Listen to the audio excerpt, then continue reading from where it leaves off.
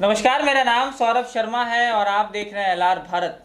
इस वक्त हमसे बात करने के लिए एक ऐसे शख्स हैं जो लोकसभा में भी प्रचलित हुए थे। बिहार में जब लोकसभा चुनाव हो रहा था तो तेज प्रताप यादव, जो कि बिहार के पूर्व स्वास्थ्य मंत्री और लालू प्रसाद यादव के बड़े बेटे हैं, उन्होंने एक उम्मीदवारों की घोषणा की थी, अंगेज सिंह उर्फ अंगराज। ये नाम आप सुनकर थोड़ा आश्चर्य हो जाएंगे, क्योंकि हम इसलिए बता रहे हैं कि लोकसभा चुनाव में तेज प्रताप यादव ने भी इनको उम्मीदवार शिवहर से बनाने की कोशिश की थी, मगर किसी कारणवश इनका नामांकन रद्द कर दिया गया था। मगर अब तेज प्रताप यादव के पास फिर से जो है कि लगातार एक सम्मान, जो कि कहें तो अंगेज सिंह को लगातार कर रहे हैं। आज हमारे साथ में अंगेज सिंह खुद हैं, जो शिवहर से चुनाव लड़ना चाहते हैं। बहुत बहुत स्वागत है सर आपके इस चैनल में। धन्यवाद।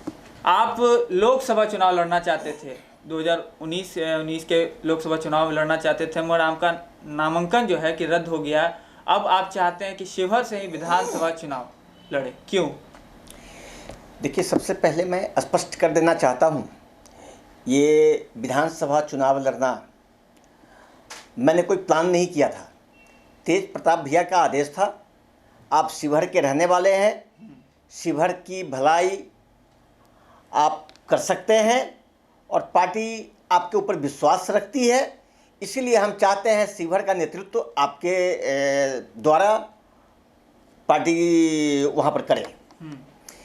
इस दिशा में उनका आदेश है कि मैं शिवहर विधानसभा का चुनाव लड़ूं। लोकसभा से विधानसभा का चुनाव लड़ना थोड़ा अटपटा लग रहा है। देखिए, कार्य करने वाला हम लोग कर्मवीर हैं, हम कार्य करने में विश्वास रखते हैं। लोकसभा हो या विधानसभा हो, हम जनता की भलाई कर सकते हैं। मतलब ये एक ऐसा माध्यम है जिससे हम शिवहर के लोगों का, शिवहर के लिए और शिवहर की भलाई के लिए जो भी बन पड़ सकता होगा, हम पार्टी नेतृत्व का सहारा लेकर के, उनकी मदद से, तेज प्रताप भैया के कदम में कदम मिला करके शिवहर को उन्नति के लिए, शिवहर को आगे बढ़ाने के लिए हम लोग प्रतिबद्ध हैं। अच्छा, चलिए एक सवाल, निजी सवाल कर लेते हैं आपसे कि अगर आप जब विधायक चुने जाएंगे तो शिवहर में अभी तक विकास जो अटका हुआ है, वो विकास कौन सा है और क्या विकास करेंगे आप? देखिए, बिहार का जो शिवहर है शायद सबसे छोटा ज़िला है और बहुत ही उसको अविकसित कहिए या बैकवर्ड कहिए, हर नज़र से। वहाँ शिक्षा की व्यवस्था प्रॉपर नहीं है, युवाओं के लिए कुछ इस तरीके का जगह नहीं है जहाँ पर युवा एकत्रित होकर के कुछ स्टेडियम में खेल कूद में भाग ले सके। बच्चों के लिए कुछ ऐसा संभावना नहीं है। एक हाई स्कूल था और आज भी है। कॉलेज जो है वो नाम के लिए है और प्रॉपर एस्टेब्लिशमेंट जो कॉलेज का होना चाहिए वो नहीं हुआ है। कह रहे हैं कि शिक्षा में जो कमी है, हम विधायक बनेंगे तो जो निश्चित रूप से हम लोग, चूंकि मैं खुद भी एक शिक्षक पुत्र हूँ और शिक्षा पर हम लोगों का फोकस हमेशा रहेगा।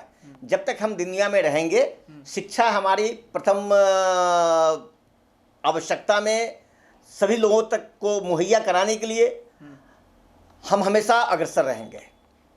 अच्छा, एक चीज़ बताइए कि जो 15 साल का कार्यकाल है मुख्यमंत्री नीतीश कुमार जी का, आपके जो कहते हैं कि विकास पुरुष के नाम से उनको जाना जाता है, सुशासन के नाम से उनको जाना जाता है, तो आपके जो क्षेत्र है, शिवहर से क्षेत्र है, वहाँ विकास नीतीश कुमार के द्वारा जो किया जा रहा है या फिर उससे वंचित है विकास, क्यों वंचित है? देखिए, हम लोग देख रहे हैं, चूँकि हम शिवहर में पैदा हुए हैं, शिवहर के रहने वाले हैं, हमारी पढ़ाई लिखाई भी शिवहर में हुई है। शिवहर के रोड का दुर्दशा देख लीजिए। एक NH 104 बन रहा है, पिछले 7-8 वर्षों से उसकी वो दुर्दशा है। आप उस पर मतलब 2 व्हीलर नहीं चला सकते हैं, 4 व्हीलर की बात छोड़ दीजिए बरसात के दिनों में। तो इस तरीके का व्यवस्था है शिवहर में। शिवहर के किसानों के लिए एक बागमती नदी पर स्लुइस गेट का निर्माण हो रहा है, जिससे कि कंट्रोल्ड वाटर दिया जाए इरिगेशन पर्पस से। रेगुलेटरी टाइप का, उसका जो निर्माण है आज तक पूरा नहीं हो पाया है। और इस सरकार में न जाने कितनी बार वहाँ पर रोक लगाया गया, जिस भी वजह से हो, या अब सरकारी तंत्र ऐसा वहाँ पर काम कर रही है जो भी उसमें किसी न किसी की भागीदारी जो है, संलिप्तता जो है, इस तरीके से है कि प्रोजेक्ट पूरा नहीं हो पा रहा है।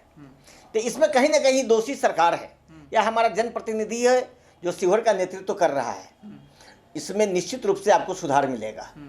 और अगर मैं आ गया वहाँ शिवहर में तो मैं दिखाऊंगा काम करने का क्या तरीका होता है, काम कैसे होता है। स्ट्रैटेजी क्या है? आप अगर चुनेंगे तो स्ट्रैटेजी क्या है? इंफ्रास्ट्रक्चर का डेवलपमेंट सबसे पहली प्राथमिकता होगी। इंफ्रास्ट्रक्चर में हर तरीके का कंस्ट्रक्शन का काम होगा। सड़कें ठीक हो, शिवहर में आज तक ड्रेनेज का व्यवस्था नहीं है। बरसात के दिनों में पूरा सड़क जाम हो जाता है, सड़कों के ऊपर पानी आ जाता है, लोगों के घर तक में पानी चला जाता है। इसका हम प्रॉपर व्यवस्था कराएंगे। ये हमारी प्रथम प्राथमिकता होगी शिवहर के लिए।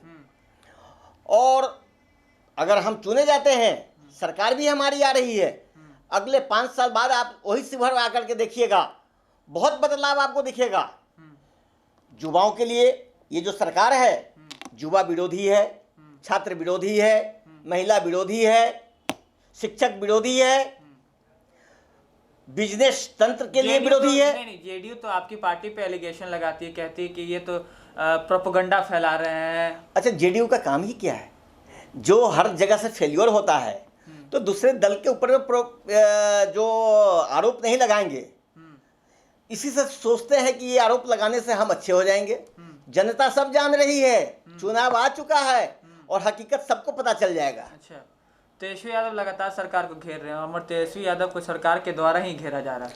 पूरे बिहार की जनता, बिहार के नवयुवक, बिहार के शिक्षक, बिहार के छात्र, बिहार की महिलाएं, बिहार के बेरोजगार लोग, बिहार के मजदूर वर्ग, सब लोग कदम से कदम मिला कर करके तेजस्वी यादव जी के नेतृत्व में, तेज प्रताप जी के साथ में कदम से कदम मिला करके चलने को तैयार है। और हमारी सरकार आ रही है, तेजस्वी भैया को पूरे बिहार मिलकर के मुख्यमंत्री बनाने जा रहा है। शराबबंदी के बारे में क्या कहेंगे? देखिए, शराबबंदी, नीतीश कुमार का कहना है कि शराबबंदी होने से आज जो स्थिति बिहार की वो एक स्टैब्लिश्ड हो गई है, एक विकसित होती चली जा रही है। इसके बारे में क्या कहना? किस दिशा में विकसित आप लोगों को नजर आ रहा है? आप हमारे क्षेत्र में चलिए, हमारे गांव में चलिए, कौन सी ऐसी जगह है जहां शराब नहीं मिल रही है? आप क्या समझते हैं जहां पर शराब बंदी हो, अगर वहां पर शराब की बिक्री हो रही है, न जाने कितने थाने में शराब पीते हुए पुलिस ऑफिसर्स पकड़े गए हैं, जो इनका वीडियो वायरल हुआ है। तो शराब नाम के लिए बंद हुआ है, बैकडोर से सब जगह एंट्री है, होम डिलीवरी हो रहा है। और सबसे बड़ी बात है, अगर सरकार को लग ही रहा था कि शराब अच्छी चीज़ नहीं है, बंद ही करना था, तो डबल इंजन की सरकार है, केंद्र में भी इनकी सरकार है, स्टेट में भी इनकी सरकार है, तो पूरे देश में शराब बनाना ही बंद कर दें। भाई, जब बन रहा है पूरे देश में, तो आप ये कौन सा ड्रामेबाजी कर रहे हैं कि बिहार में शराबबंदी रहेगा? अरे, जिसको नहीं पीना होता है वो कभी नहीं पिएगा, लेकिन पीने वाले लोग हमेशा पीते रहे हैं और पी भी रहे हैं और आगे भी पीते रहेंगे। आप जो जवाब दे रहे हैं उसमें क्या आप जो शराबबंदी उसका समर्थन करते हैं, क्या करते हैं आप? देखिए, इस पर आम जनता की राय लेकर के, आम जनता की सहमति से। आपकी क्या राय है? हमारी राय है कि ये तो तुगलकी एक फरमान है। भाई, मैं कह रहा हूं आपको ये खाना है, यही खाइए। सरकार ने ये किया है, एक अंग्रेज के जमाने में। आप पक्ष में? देखिए, हमने कहा मैं नहीं चाहता कि शराब सबके लिए खोल दिया जाए। लेकिन अगर सरकार का, हमारे देश में अगर कानून है कि एक लिमिटेड जो उसका डोज है, जो लोग पीना चाहते हैं उनको शराब मिले, वही शराब दोगुने दाम पर लोग खरीद रहा है। नेपाल से आ रहा है, हरियाणा से आ रहा है, उत्तर प्रदेश से आ रहा है, बंगाल से आ रहा है। तो इस तरीके का हमारे राजस्व का भी नुकसान हो रहा है। इस पर सरकार जब आएगी तो तेजस्वी भैया के नेतृत्व में सब लोग बैठ करके और बिहार की जनता से भी बात कर करके इस पर सबकी सहमति से, आम सहमति से जो फैसला होगा बिहार की जनता के हित में होगा। तो ये हमारे साथ में अंगेज सिंह, जो साफ तौर पे कह रहे हैं कि बिहार में तो अपनी सरकार आ ही रही है, मगर नीतीश कुमार पर लगातार घेर रहे हैं। नेता प्रतिपक्ष हो या उनके कार्यकर्ता हो या उनके समर्थक हो, लगातार उन पे घेर रहे हैं। साफ तौर पे इनका कहना ये है कि अगर हमारी सरकार तेजस्वी यादव जी की सरकार बनती है तो शराबबंदी जो कानून है उनमें संशोधन किया जाएगा। अब दरअसल देखने वाली यह बात यह है कि राजद की ओर से शिवहर में उम्मीदवार अंगेज सिंह को बनाया जाता है कि नहीं।